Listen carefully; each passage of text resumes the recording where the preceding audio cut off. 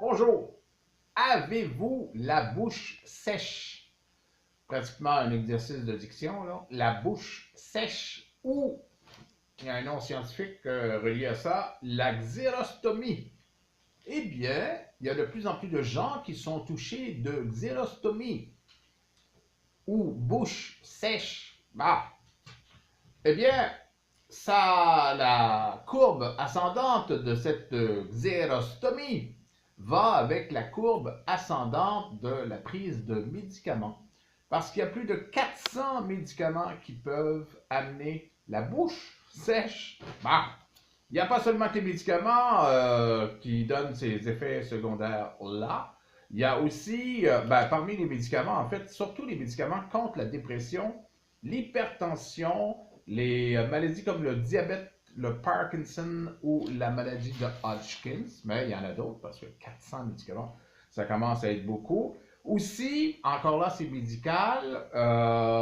Ça peut être aussi les effets secondaires de la radiothérapie ou de la chimiothérapie. Si on revient aux médicaments, 80% des bouches sèches viennent de la médication. Ça commence à être beaucoup. Même qu'au Canada, on nous propose en ce moment un autre médicament pour contrer l'effet de ces médicaments-là. Ça commence à être très médicamenteux. Ça peut être aussi la ménopause. Les changements hormonaux peuvent amener ce genre de troubles-là.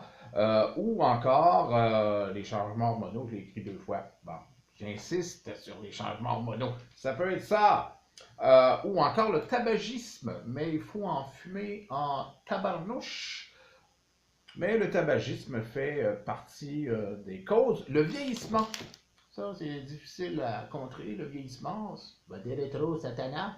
Mais le vieillissement, alors si vous souffrez de vieillissement, comme moi-même, et que vous prenez des médicaments, il est possible que vous ayez la bouche sèche.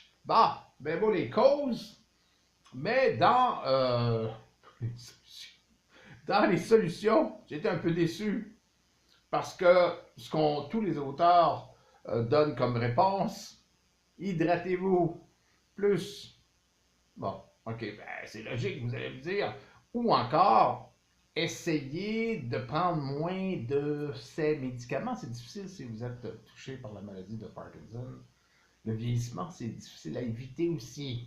Donc, finalement, la seule chose raisonnable, c'est d'augmenter votre hydratation. Donc, difficile à skipper, à éviter. La bouche sèche, mais on peut la contrer avec une meilleure hydratation. Et pour finir, j'aimerais vous laisser comme message, abonnez-vous, parce que je l'oublie souvent.